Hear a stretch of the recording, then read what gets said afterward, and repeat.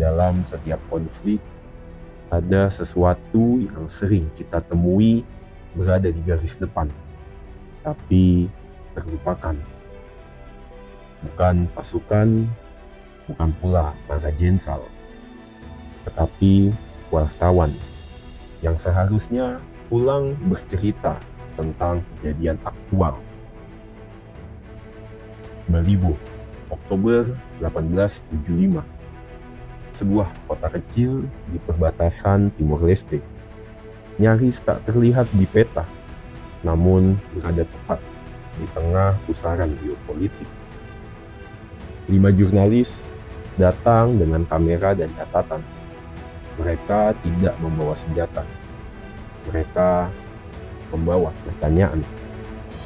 Dan pada 16 Oktober 1975, kelimanya tewas. Seksi resmi berbicara tentang baku tembak, tentang kekacauan, tentang peluru yang tak memilih korban. Namun, seiring berjalannya waktu, makin jelas bahwa peristiwa ini tidak berdiri sendiri. Karena di saat yang sama, keputusan sedang dihitung, pergerakan pasukan dirancang, dan konsekuensi internasional dipertimbangkan. Dan di tengah semua itu, 5 kamera berdiri di garis depan. Tragedi Balibo 5 bukan hanya tentang kematian, ia tentang bagaimana konflik memandang informasi, tentang siapa yang boleh melihat dan siapa yang harus dibungkam.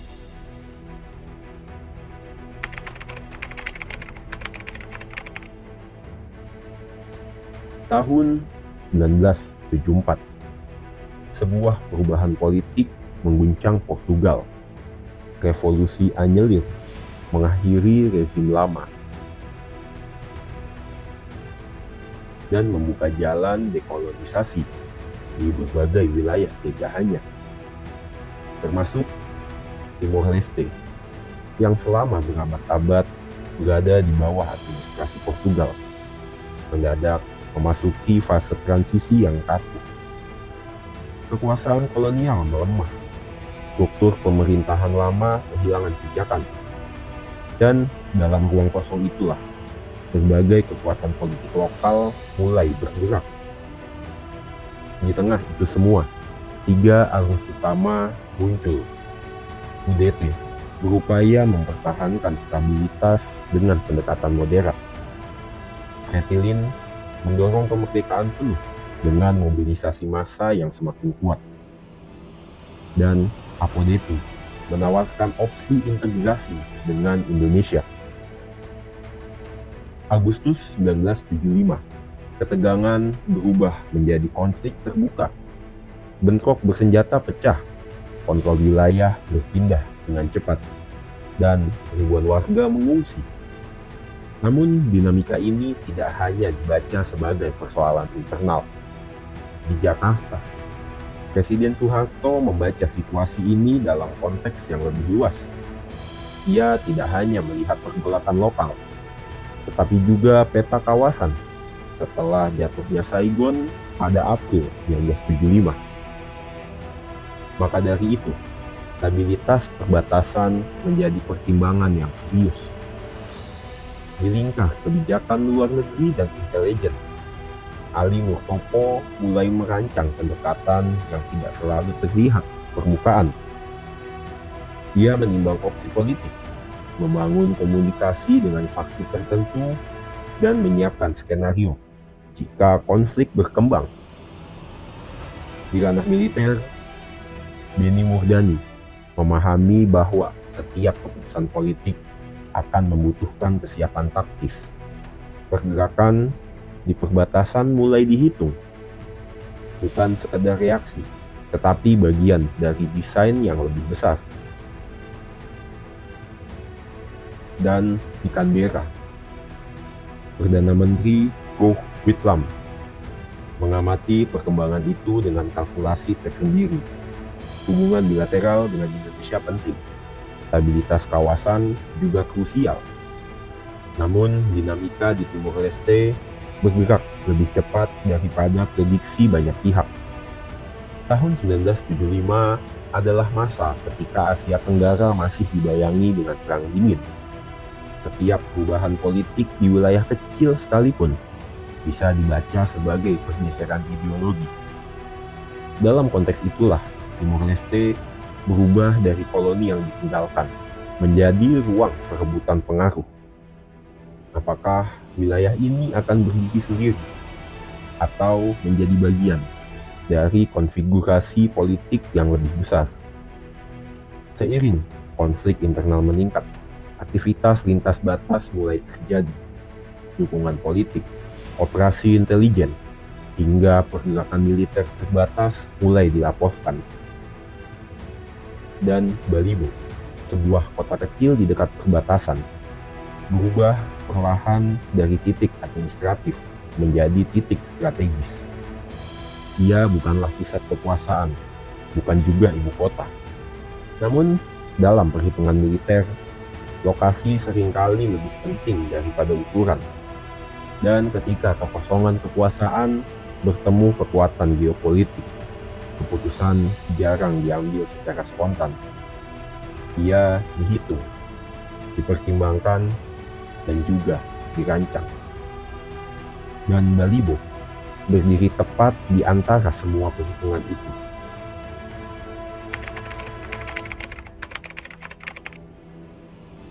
Agustus 1975, konflik antara UDT dan Fretilin meledak terbuka.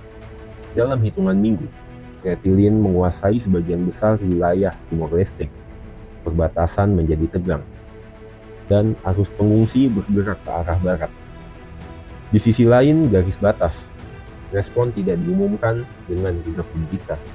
Tidak ada deklarasi perang. Tidak ada pidato resmi tentang invasi. Yang ada adalah langkah-langkah kecil, terukur dan sulit dibaca dari luar. Akhir Agustus hingga September 1975, aktivitas lintas batas mulai meningkat. Dukungan terhadap kelompok pro-integrasi diperkuat. Tekanan terhadap titik-titik strategis dilakukan secara bertahap. Unit-unit kecil bergerak dengan cepat, menguji pertahanan, membaca respon, lalu mundur. Tujuannya sederhana, membentuk kenyataan di lapangan sebelum kenyataan itu diumumkan ke dunia. Memasuki awal Oktober, satu nama kota mulai sering muncul dalam laporan situasi. Balibo. Kota kecil di perbatasan itu berada di bawah kontrol Fretilin. Letaknya strategis. Menguasainya berarti membuka jalur penting sebelum operasi yang lebih luas diluncurkan. Dan tepat di tengah meningkatnya ketegangan itu, 5 jurnalis asing tiba. Greg Shackleton, Tony Stewart, Gary Cunningham, Malcolm Benny, dan Brian Peters. Mereka datang dari Australia, bekerja untuk 2 jaringan televisi berbeda. Mereka bukan tentara, mereka hanya membawa kamera, mikrofon, dan keyakinan bahwa apa yang terjadi di Balibo perlu disaksikan oleh dunia. Saat mereka tiba, situasi sudah jauh dari tenang. 10 hingga 15 Oktober 1975, tekanan terhadap Balibo terus meningkat. Tembakan sporadis terdengar di kejauhan. Posisi-posisi di sekitar kota mulai goyah. Informasi jangan ditanya. Mereka beralur secara simpang siur. Kelima jurnalis itu merekam pergerakan. Mereka mengirim laporan. Mereka berdiri semakin dekat dengan garis depan, tanpa menyadari bahwa garis itu sedang bergeser ke arah mereka.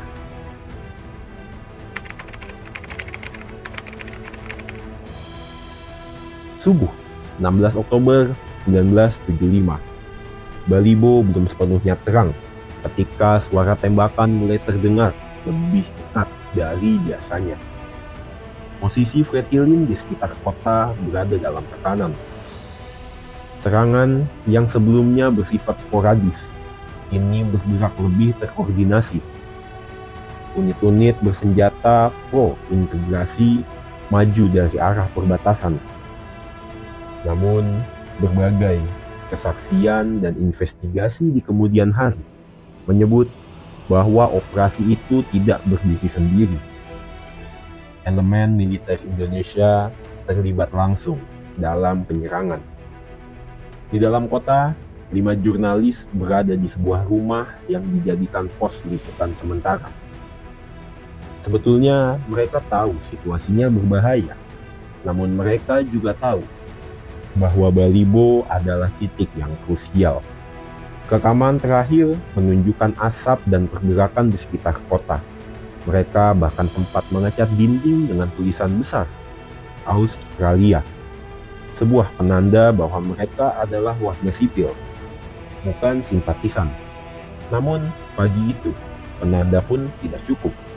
Menjelang matahari naik, pasukan penyerang telah memasuki pusat kota. Kontak senjata terjadi dalam jarak yang dekat. Beberapa saksi kemudian menyebut bahwa situasi berubah dari baku tembak terbuka menjadi penguasaan langsung atas bangunan-bangunan strategis. Rumah tempat para jurnalis berada tak lagi ada di pinggir konflik. Ia menjadi bagian dari medan itu sendiri.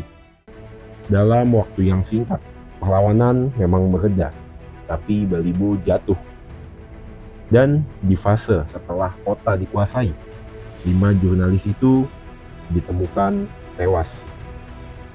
Versi resmi menyatakan mereka menjadi korban baku tembak, terjebak di tengah pertempuran, gugur karena peluru silang. Namun, kesaksian lain yang muncul bertahun-tahun kemudian menyodorkan pertanyaan yang lebih gelap. Apakah mereka benar-benar tewas dalam kekacauan pertempuran, atau setelah situasi sepenuhnya terkendali?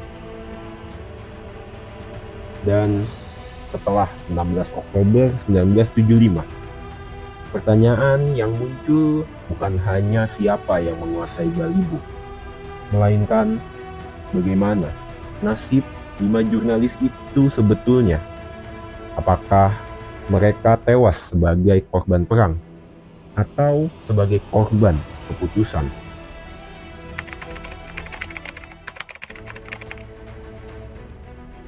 Setelah asap di Balibo mereda, pertempuran beralih ke ruang yang berbeda.